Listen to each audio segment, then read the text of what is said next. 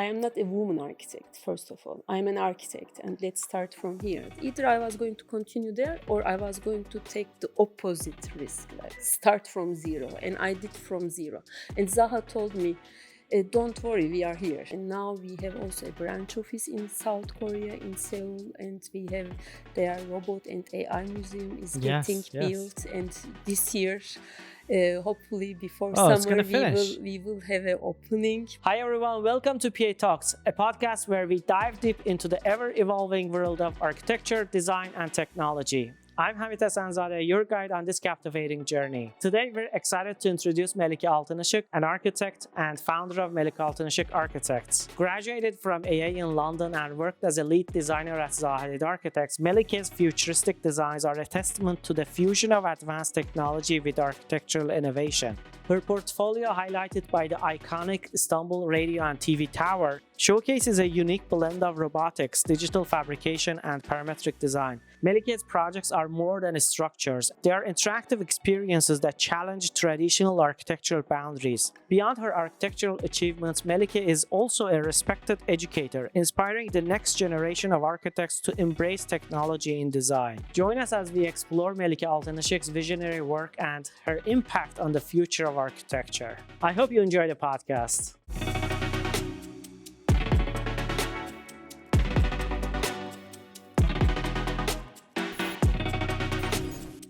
Well, thank you so much, Melike, for stopping by in our studio. Welcome to PA.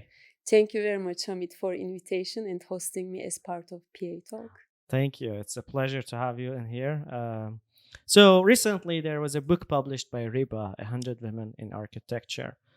Maybe you can talk a little bit about the role of women in architecture, because uh, the profession was labeled mostly about a masculine profession, and we would see less women in architecture.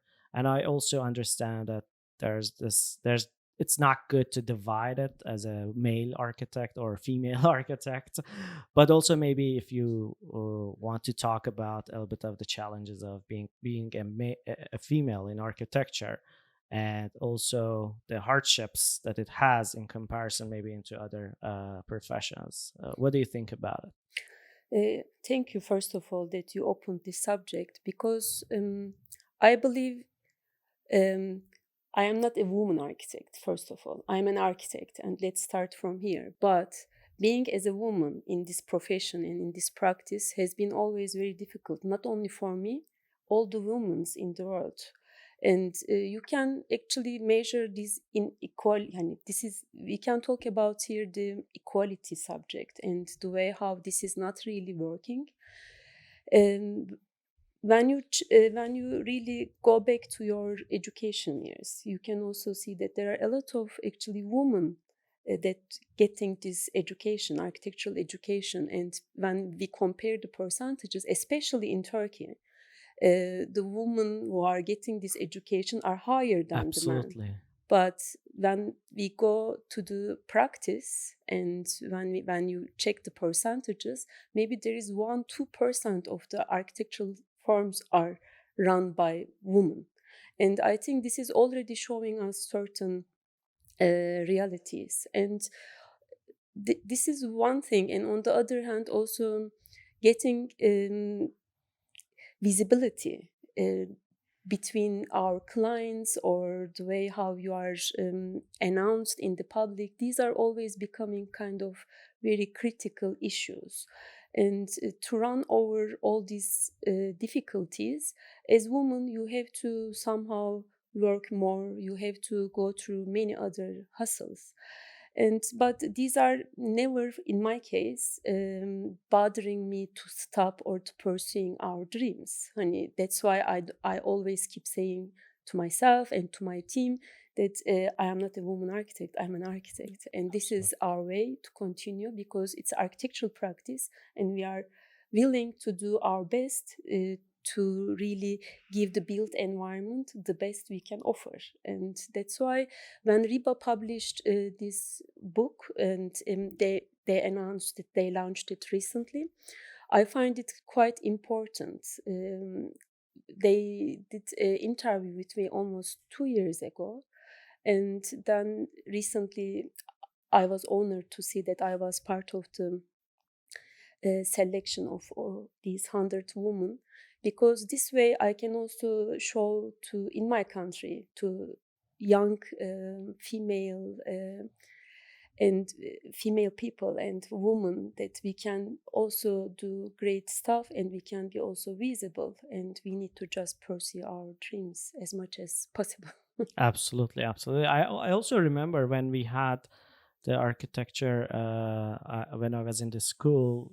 I think 75% of our Yeah, students were female, and out of 60 people, 15 of them were boys, and then yeah. 45 were girls. But after they graduated, somehow the profession pushes back Hmm. somehow, and uh, those people who are those women, let's say, who are fighting more are kept in the industry. And because unfortunately somehow it's also among the clients, among the people, it's a little bit tough to uh, convince them as a when there's a women architect, there's an architect that is women, Hmm. it's somehow less reliable for them. This is changing, I believe, but those women who are fighting more are getting into the industry easily. Because as a woman, you don't have only one identity. You are Yes, not only an architect, you are also sometimes a mother, you are yes, sometimes, you have different roles you different have. roles than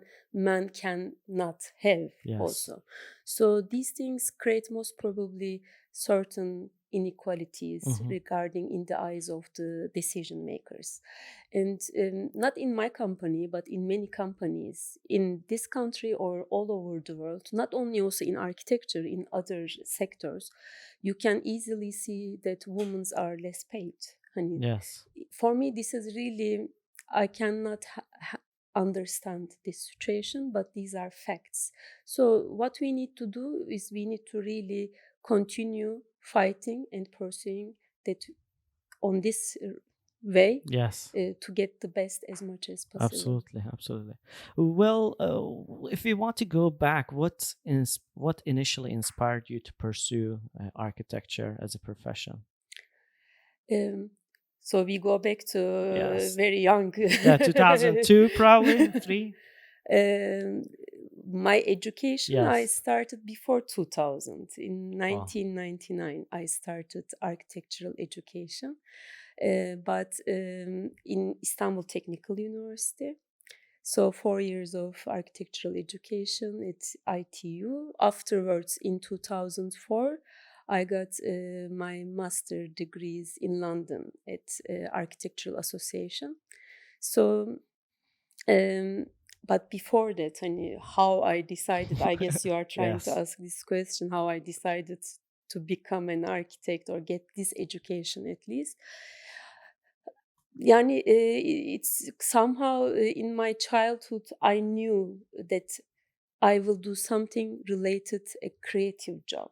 This Hmm. could be architecture, or this could be also, a design related any subject, in my opinion, because I was dealing a lot with puzzle games, or I was really enjoying playing with many other creative stuff. And also my father was an engineer, but he also had very creative hobbies. Let's say he was doing sculptures from this yutong material on the wall, and I was helping him to sand it, Oh, to carve interesting. it. Another thing he was interested was he was doing glass mosaics, and so it was for me really interesting to play with different type of glass and the way how he was generating the shapes and selection of the different colors, trying to put them together and then sealing them together, like, and many other things like this. In my childhood, I think they gave me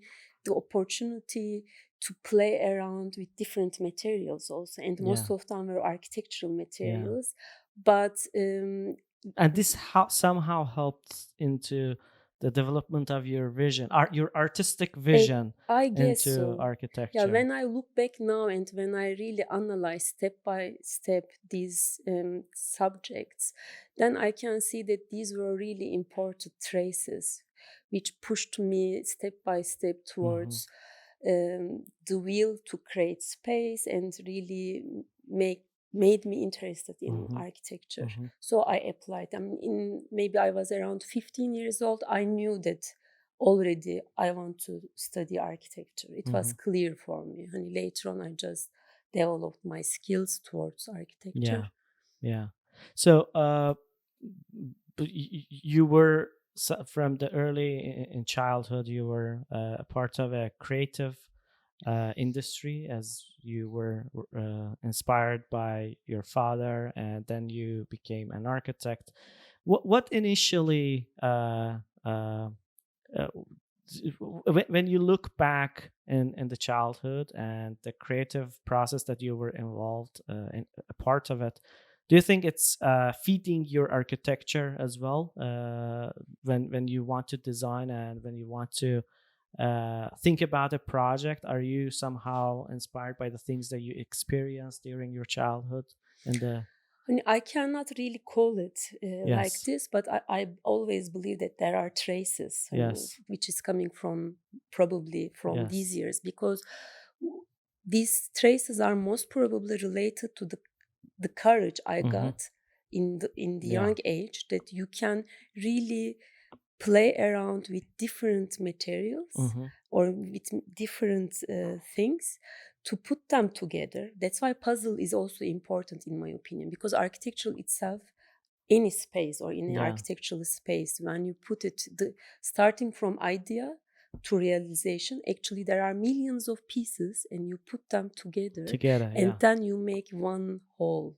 yeah, And then during the whole process, your only aim is actually to keep the main idea as much as possible stable, not yeah, get distracted by others, to really get the final product in a way, make sure that carries the initial idea. I think all these pieces of puzzling, playing with different materials or misusing them.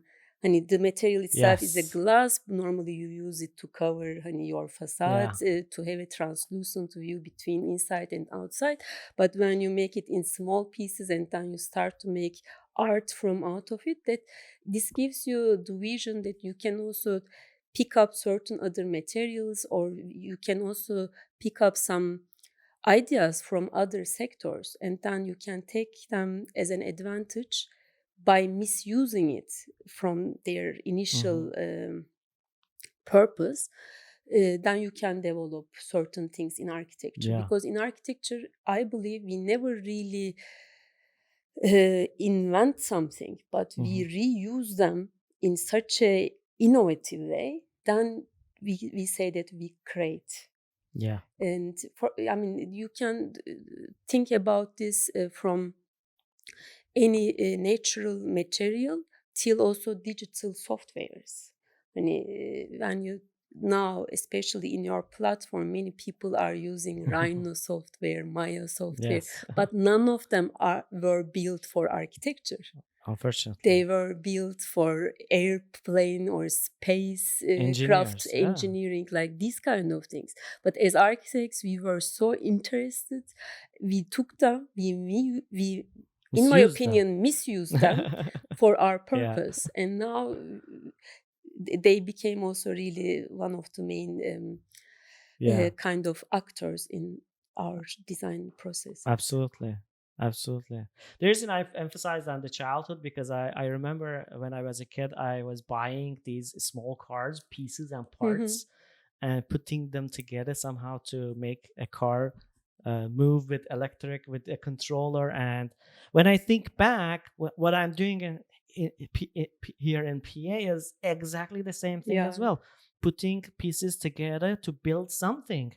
And that's why what makes architects and engineers different from other industries, because you're building something, you're giving a service, exactly. uh, you have this problem solving mentality. When I look back in my childhood, I was exactly doing the same. And same applies to you. And these are how we are able to, solve these issues, offer new creative ways of doing things, and in terms of design, build a new building.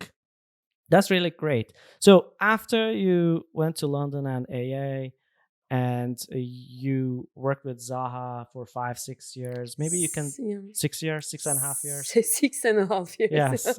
Almost 7. Almost 7. Maybe you can talk a little bit about your experience of working with Zaha, if you had the Yeah. experience with working with her directly, Yes, and yes, the I did. influence that she had in the office, in the architecture, and how did she inspired you as a woman and as an architect? I think she had and she still has quite important mentorship in my life, Yes. and it's very important. She is a role model for me. She was and she will always be. When I was studying at AA, she was coming to our juries, diploma jury, and so I got a job offer directly, and it was for me an honor. Normally, I wasn't really sure where I'm gonna continue working in my career, but as soon as I got this job offer, of course I didn't say no. I said yes, and without thinking, and directly yes. So in 2006 I started working at Zaha's office, and we were around 80 people back then. And in almost 7 years, 6.5 exactly. So in those years, I noticed actually how the office system changed from 80 people up to back then 350, almost 400 people we were when I quit the office. So this was quite a learning process for me, like the way how also I got the chance to observe how an office grows Grows. and how they keep in a way, certain identity on this way, and without really losing Zaha's existence. And the way also I noticed and observed was how Zaha changed, because the way, how much she was involved in the projects in the beginning, and how our relationships were, also developing in the years, because she had to be traveling a lot. The projects were, the numbers are increasing, the clients are getting more and more, and she's the face of the office, so Yes. everyone wants to see her, touch her, talk to her. Like this is really big responsibility also for for an architect like her, because she's also really the role model in the office, and everyone, we were working for her and Yes. with her. So this was for us really always important. We were keeping in our mind what every single line we draw, we need to kind of be her, Yes. to continue the same wheel she wants to, create and develop in each project. And in these manners, also the office, so between 2006 and 2013, and I am talking about those years, and now the office system is also totally changed. Things are different. Also the hierarchical system also Yeah, mostly changed. towards a cooperation Yes, style. and imagine the first years I was there were in the hierarchy Zaha, Patrick, associates, not even, yeah, okay, the associate, lead, architect, only 4 5 hierarchical orders, in the so team divisions. But now maybe 15 different. You have Oh. associate director, senior associate, Yeah. junior associate, leader, and senior, and different titles they have right now. What made your to decide that you need to go on your own way and establish your own practice? And also coming from London to Istanbul, I think it's a huge step Yeah. to take as well towards your future. Maybe you can discuss a little bit about those key points that you made this decision to relocate and also establish your office coming from Zaha to Istanbul? Yeah. So around 2012, so I start to think about this idea. Back then, I was beginning of 30, 32 years old, almost 33 years old. And for me, it was a really critical decision moment in my career because I was really happy to be there, to be honest. Yes. I didn't have any issues, no problems. Everything was really going perfect, even though we were really dealing with crazy projects in China. And I was also leading really crazy this Nanjing Olympic Center project. And for me, that was really big You were the challenge. lead designer, probably. Yeah, I was. And so in those years, either I was going to continue to stay in the office in the environment where I was really happy, or I was going to take another challenge and start from zero. For me, this was really critical because I spent in total maybe 9 years. Yes, 9 years in London. I lived in London. And during those 9 years, I noticed that every 3 years, there is a certain reputation that people are changing constantly. The circulation, like either every 3 years or in sometimes 5 years around you. Your close circles are changing because people, they are coming for a certain purpose or period of time to London, and then they are leaving. So of course in this Is this something good or bad? There are good, I cannot really call good or bad, but of course there are advantages and disadvantages. Because advantages, so many people from around the world. So you can give a call whenever you have a plan to travel. And disadvantages, of course, like you can imagine, I believe. I don't need to go too much into detail, but so the decision is not only related to architecture, actually. The decision is also related the life you live in, or the risks you want to take more. Because somehow in the environment I was living in, everything was perfect. We were working top office in the world. In the world, you have the best clients in the world you are dealing with. Also, you have the best engineers around you, and you have the best minds around you. That's why for me it was really difficult to leave ZHA office because of the people around me, because you are surrounded so many amazing minds. And I always say that I'm in love with minds, so they really make me excited. And that's why it was very difficult to take the decision to start from zero. Because when you, as soon as say I'm out, but when I took the decision I am out, I didn't have any reason such as I'm gonna apply to another office. I didn't have something like this. Either I was going to continue there, or I was going to take the opposite risk, like start from zero. And I did from zero. And Zaha told me, don't worry, we are here. So whenever you want, you can come back. I love the support as well. Yeah, this was important. And from time to time, I was writing her emails, and she was always writing back, keep up the good work. This was important, only couple of words, but this was giving you such as good motivation and push towards. Yes, push as much as you can. And don't worry, we are here. So this means I can go back anytime I want. And this was kind of a backup for me. I knew that I can still continue and pursue more.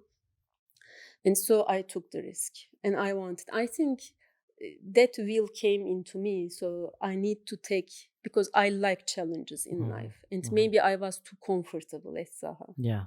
I think that was my problem for me. I know, too comfortable. I need to work even more. I can do better than this. I can do more than this. Yes.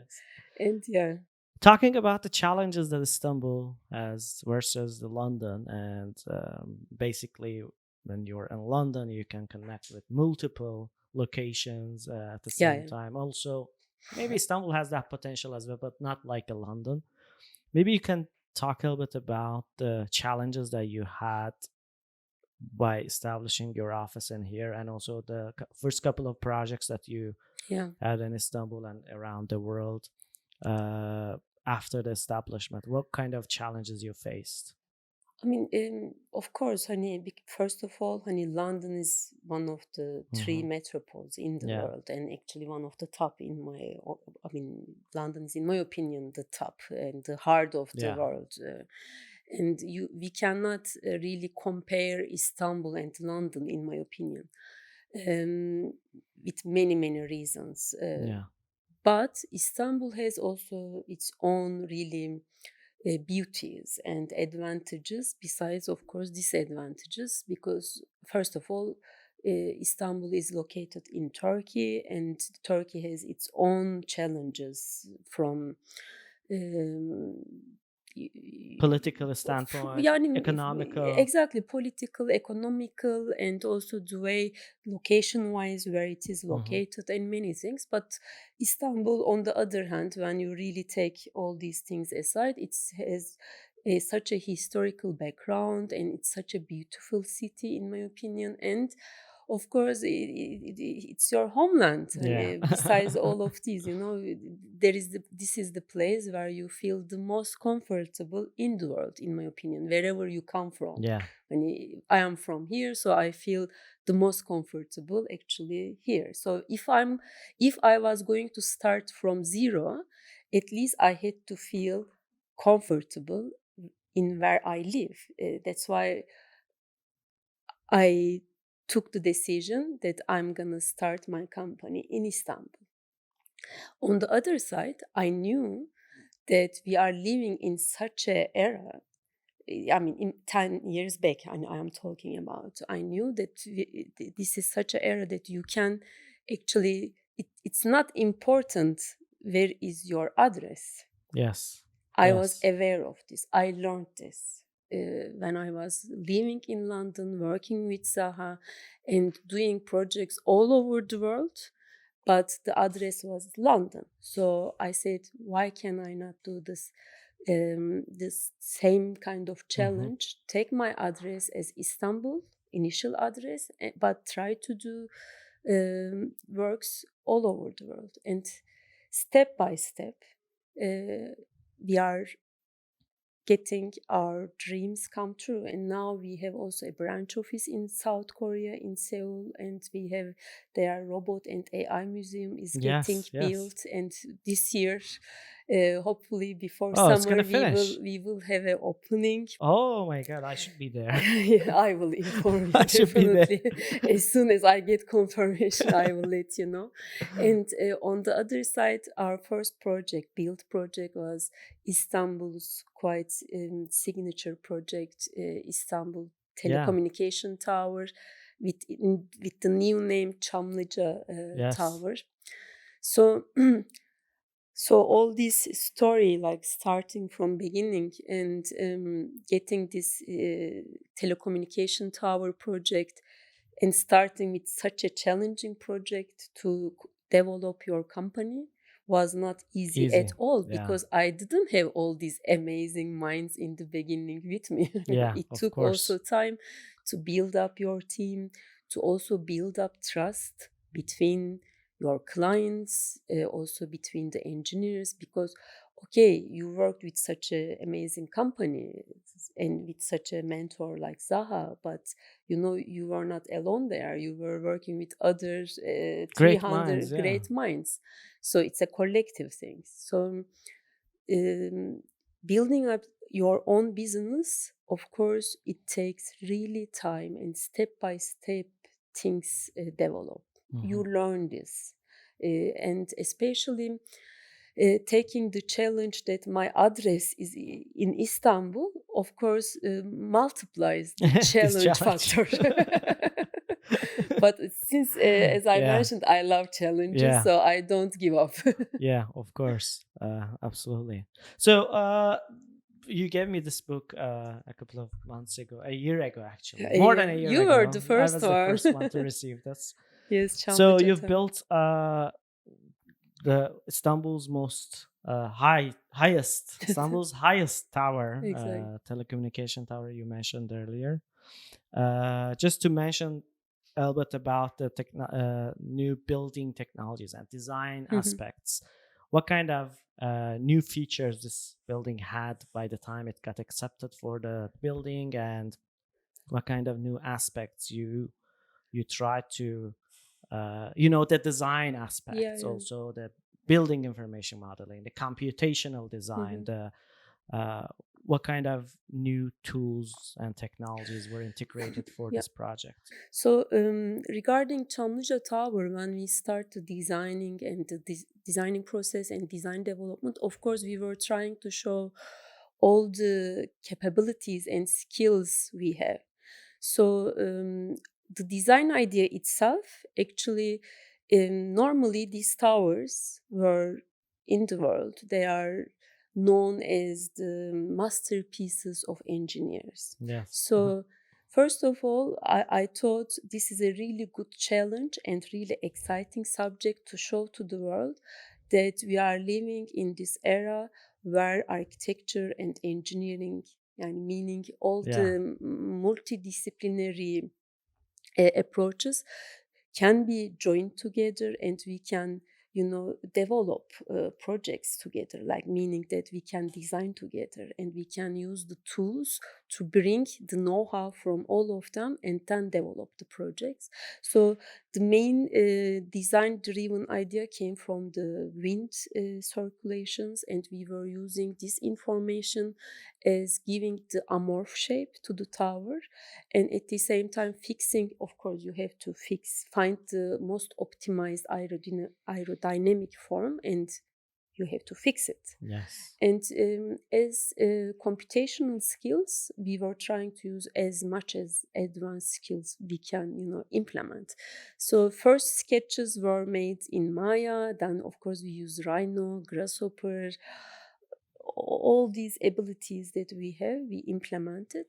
But from design phase to design development phases, when we moved, when all the engineers start getting involved, of course we used BIM. For me it was impossible not to involve this. So for Turkey it was new. For the engineers also, for many, they knew about it, but they were not really working all together using BIM platform as There was not this connection between engineers and 10 years architects with ago. BIM. Even now I think it's not really easy. Yeah. In some projects, of course, you can get the advantage to put everyone in the BIM platform, but in some projects it's not really easy.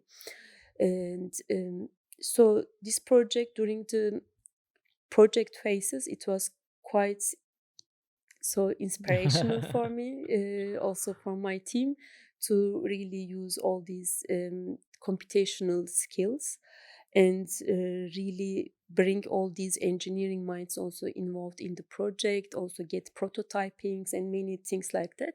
When we move to the construction phase, I think the engineering wise innovative thing, we were building this building in so there was this concrete core first we built, and then the antenna part is almost 169-meter tall steel antenna was built inside this concrete core. So we were taking it in segments, taking it inside the core and then pulling it up. Yes. And later on, for me as an architect, the most exciting part was starting, because all the inhabitable spaces, we were segmented them into 3-4 floors. Yeah. So we were building it below the core, the first top, let's say 3 floors, and then we were lifting them up.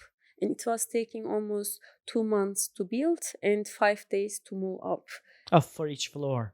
For, let's say, 3 floors, to go together. Oh. So in 5 days it was moved up, lifted up. Yeah, I remember. It's when innovative, we were there together. quite innovative actually engineering wise quite interesting Yeah. processes. And so in a way you can say that we build up this tower from top to down, not from bottom Yeah. to top. Yeah. That was important know-how that we got. Yeah. Interesting. Yeah. I remember we went there together with Chris Brecht, Yeah, yeah, yes, yes, 2019, and it was under construction. exactly. Yeah, it's a literally you created an icon for Istanbul, and it's one of the greatest projects the city had ever, and the highest one as well. I mean, the uh, function requires the yeah, height. well done, well done. And if you want to talk a little bit about the last 20-25 years, the advancements in technology, and the second part of this question that I'm going to ask in the last 4 years especially, but let's focus right now for now in the last 20-25 years. What has changed since you started studying architecture, and from 20 years ago, your first experience in office with Zaha? What has changed in the last 20 years in the way that we do architecture? um, I think, what it changed, actually the mindset first of all changed a lot, and computational mindset got more and more involved into the design processes. And this, why I say this, because when I started my architectural education in 1999, back then first they were, and if I talk about digital part of this an idea to construction process, because the way how we actually generate our ideas, in my opinion, they are not changed so much until the AI Yes, we're gonna start talk about recently it. to became an actor.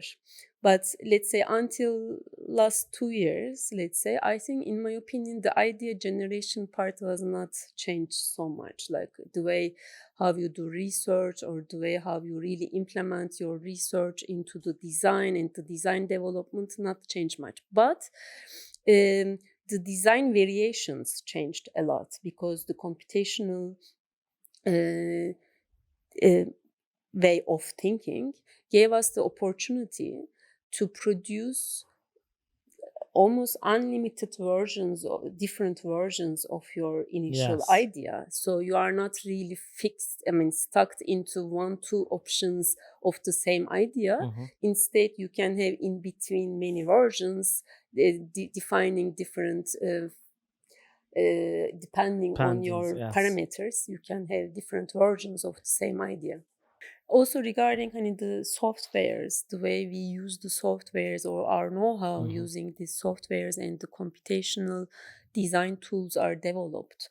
And while the development happened because we asked more Yes. from the software engineers, and our needs, because as soon as we discovered these potentials and to generate more and more versions and the best optimization tools that we can use.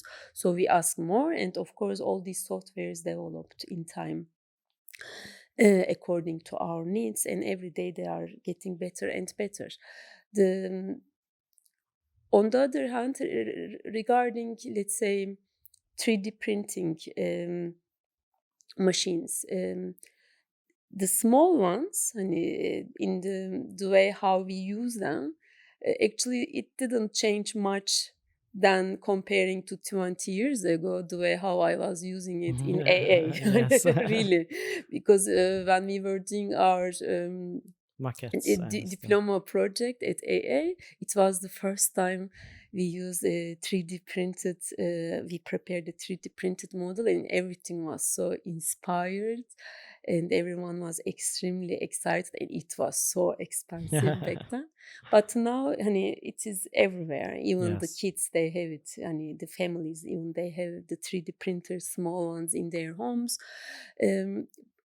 But that regarding the way how we use it now, start to use these tool machines, now we start to use them step by step in construction processes. I think this was really a big development, but it's not not everyone is using it, and not everyone really have enough know-how to use it in their design and construction processes. Even in education, when you look at it, only in last maybe 5 years, also the educational agendas, they have the 3D printing Yeah. in their agenda. Before that, they didn't have it. They had other things, or they had not in the construction or materialization of this thing. They were more using it like model making or like in other partial things. But in last 5 years, this really changed a Yeah, lot, and it's absolutely. really growing a lot. And in some countries, they start to put in their regulation that let's say in 2030s, let's say if they have a big construction above certain square meter, they must have at least 10% of their construction made by 3D printed technologies, Yeah. especially in Dubai, as much as I know that this has really became a regulative. You were a part of this show in the beginning of the pandemic, early in 2020, and we had a good conversation back then as well. And in this 4 years, a lot has changed in the tools that we're using as an architect. AI has been developed, and now for the idea generation, tools like Midjourney, DALI, Runway, ControlNet are being used extensively. And it's now affecting architecture, actually. The idea generation, the visualization, the iterations, and things have been involved now in the design process of the architects. What do you see the future look like with the tools that we can have embedded in architecture, AI tools that we can have embedded in architecture? What kind of future expects?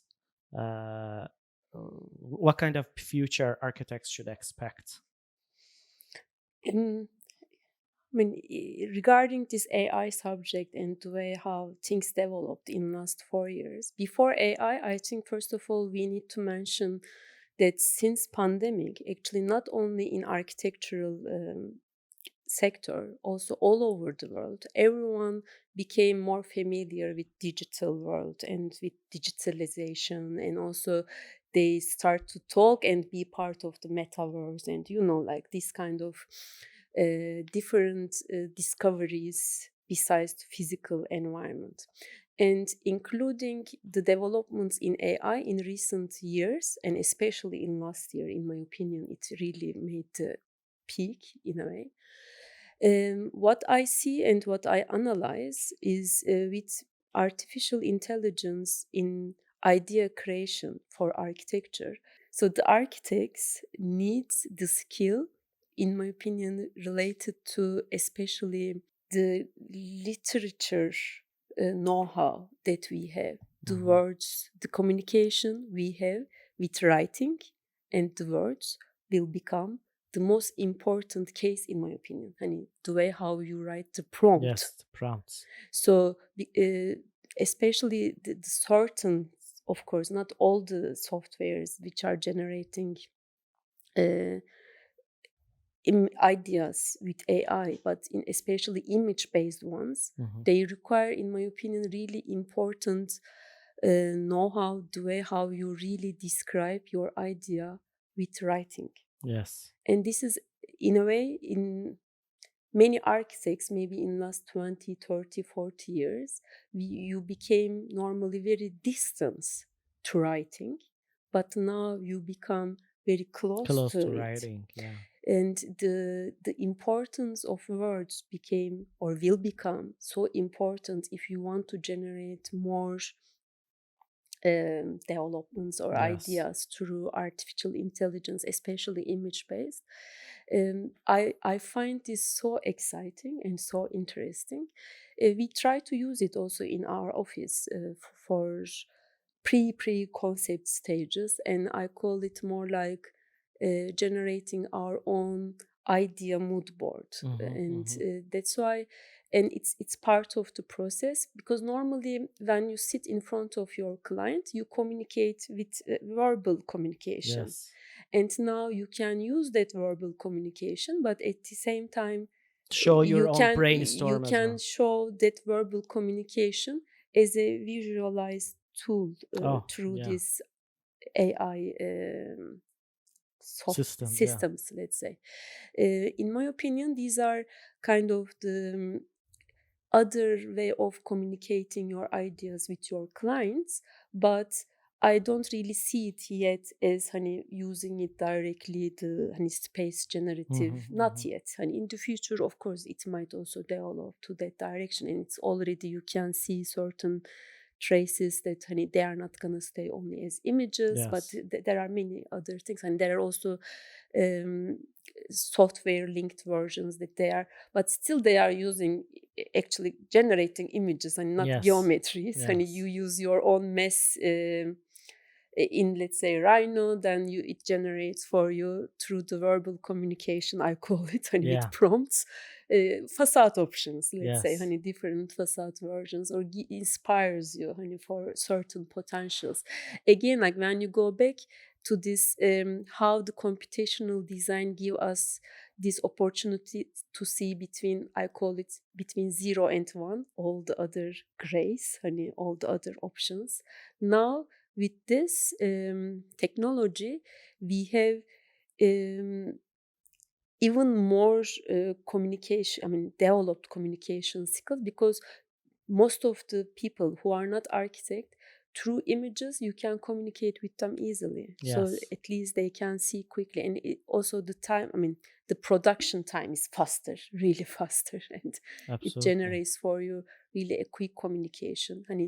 Time and design creation processes are also shifting. So I think this becomes really a new territory also for us to think about it, and how we can really use it. But in my office, the way how we use it is, as I mentioned, more like pre-concept stage for a vision mood board. Yeah. But normally you can do this also from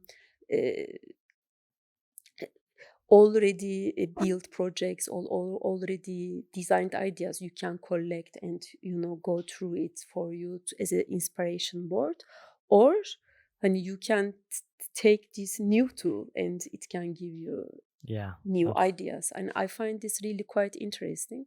But at the same time, in our office also, we are trying very basic, in my opinion, right now, basic skills, but trying to educate with all our images, projects, information with true images. We are trying to educate the AI and trying to get there some suggestions, and for any, with our, if you want to call it style, or however. Yeah, absolutely. This is something that is becoming an important topic. The prompt engineering is becoming important.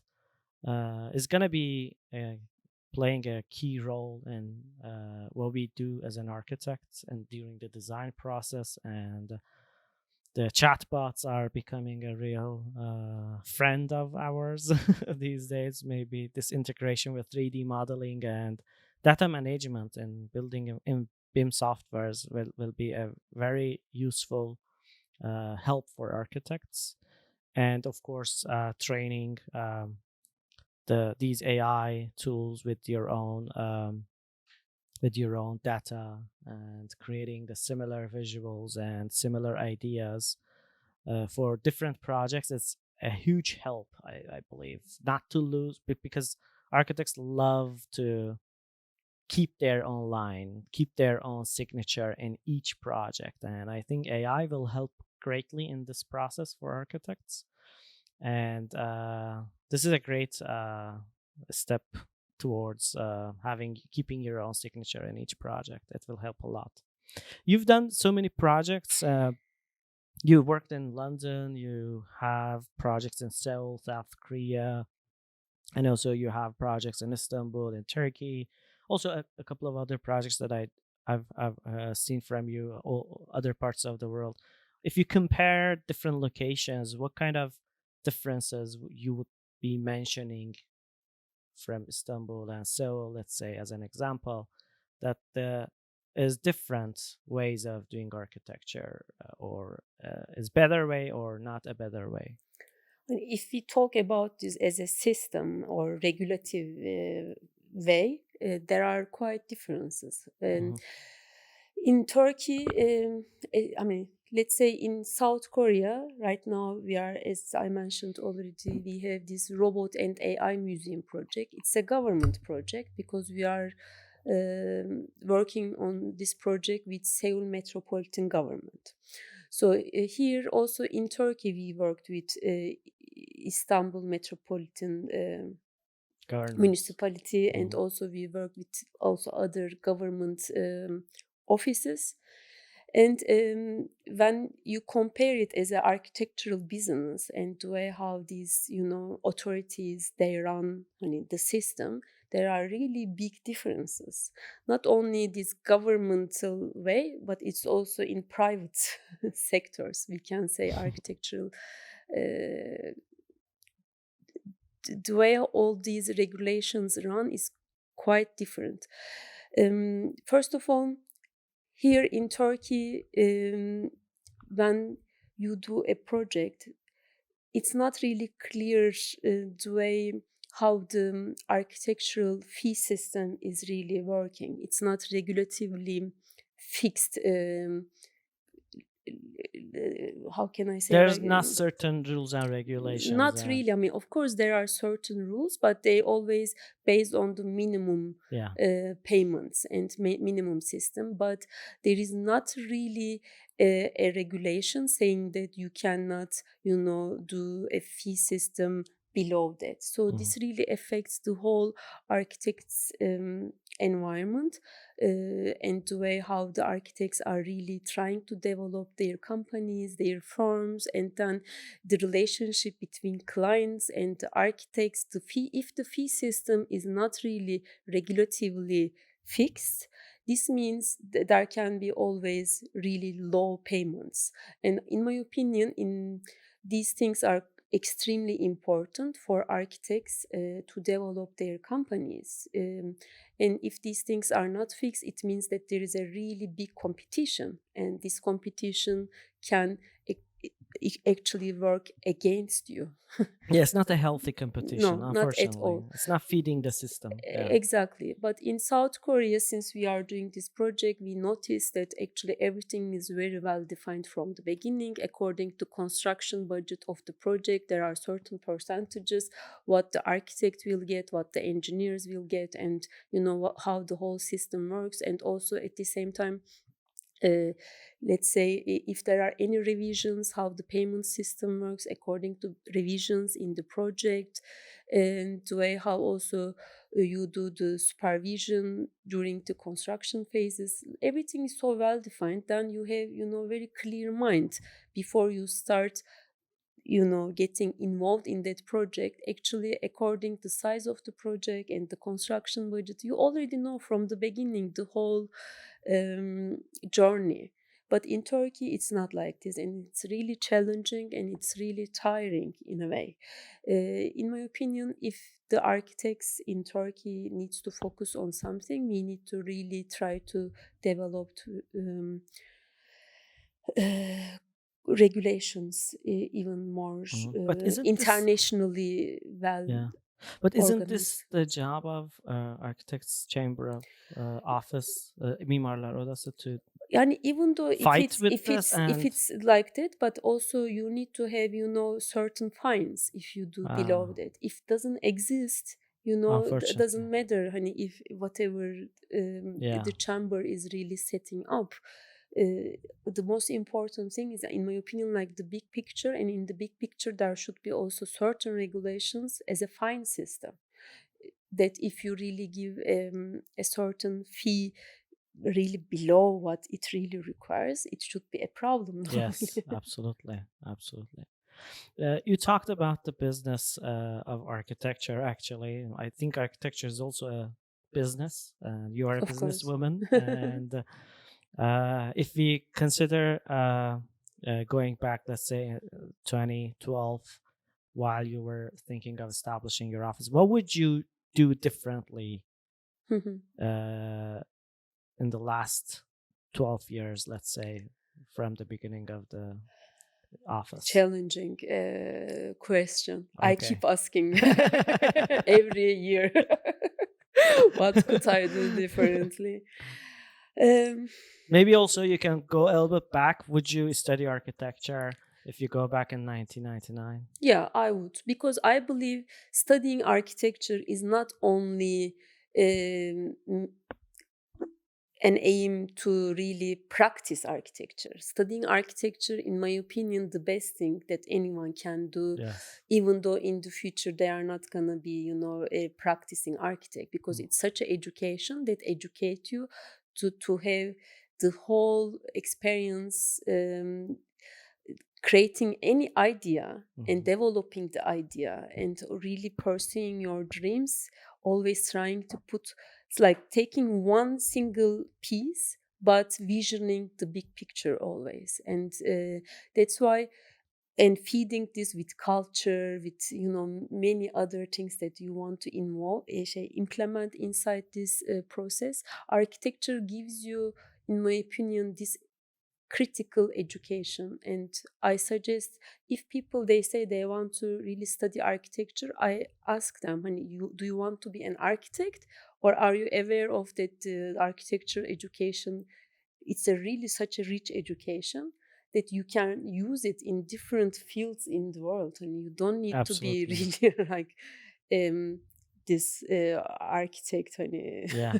Yeah. You can go beyond the boundaries of what is defined as an architect, because as an architect you can work as an interior designer, as a product designer, as a these days Many other things, like many you can be a interdisciplinary. photographer, you can Yeah. be a media creator, you can be a a film director, Yeah. you can be even a robotic arm Yeah. builder, These days like you these. can be so Yeah. many other things. You can be also you see, like there are so many people who are studied architecture, but besides that, maybe they are studying also secondary proficiency related to engineering, or related to also some other business related things, and at the end of the day they become not Absolutely. a practicing architect. Yeah. And this is not something bad. I think this is something, such a rich opportunity. Absolutely. And So also these interdisciplinary mhm, professions are emerging, like you mentioned robotics, working with robotics, working with computational tools, BIM softwares. yeah, And we need architects on top of all these disciplines to communicate with other disciplines. And this is exactly, a very, very important for architects to understand, that you don't have to be a practicing architect, rather than you have many other opportunities and doors that you can look at them. You can be a writer, you can be a robot engineer while you are an architect, you yes, can be a BIM manager while you are an architect. exactly. And I can also give you some other examples, such as, when I was working at Zaha, and then when I decided to open my own practice, in the same years, around me, a couple of really amazing architects, they also decided to move on in their own career, Yeah. but they didn't follow my footsteps. Actually, one of them, and they were also working like 7 years, 8 years, some of them 10 years in the office, and really great designers and architects. One of them became, they have this Eva robotic arm company right now. uh Dahan. Dahan is also another Dahan is, he has the AI AI build. builds. Yeah. So another friend of mine, Marcela, she decided to move on in her career as an architecture photographer, and she was such an amazing designer. And she established Naura, Yeah. and she was picturing really amazing Yeah. buildings. And She's a good yeah, friend. yeah. Another friend, Tinting. Um, really another great designer and architect, and she decided to quit Zaha, and then she went to Oxford, she did MBA, and afterwards she became really in the then moved to uh, Singapore, and also she lives between Singapore and Hong Kong, and she became really good in e-commerce and really branding Oh, certain important companies. I mean, you can move on in your career also in such a different ways. And these people, they did this, I mean, not just after graduation, after having 10 years almost amazing experience. Yeah. experience in architecture, then they moved in their Hmm. careers in different directions. So, life is quite interesting, and you can have different paths. It all depends how Yeah. you really want to express yourself in different decades in your Yeah. life. Of course. Of course. And Different going back chances. to your question, what would I do differently? I don't really have a clear answer for this. I think that's why I keep going, Yeah. because I need to try to find the answer. I mean, of course, there is only one thing that I always keep thinking, because each time you learn something else, and how to run the business differently is always the question every year I re-ask Yourself. myself. Hmm. Mhm. Hmm. How I can develop this, what can I change. Every year there is a different answer, so I cannot say it directly from the beginning, but I call every year as a step, and each step I ask this question, and each Yeah. step gives me different answers. So Yeah. next year you try to develop it Absolutely. furthermore. Absolutely. And what do you think you can share to young creative talents and young professionals to do in their life and in their career? What kind of advice would you like to share?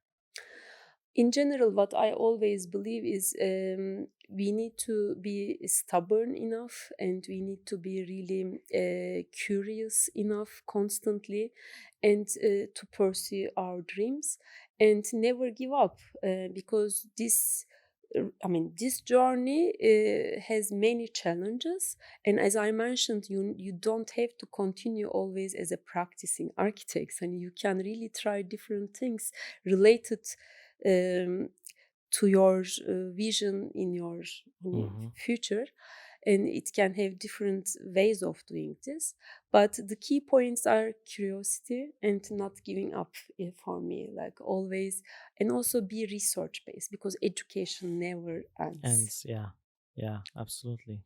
Well, thank you so much, Melike. This Yes. was really Thank you. awesome. Thanks for stopping by, and I enjoyed the conversation. Yeah, thank Same. you. Thank you very much. Thank Thank you. you, parametric architecture. Well, awesome. Great.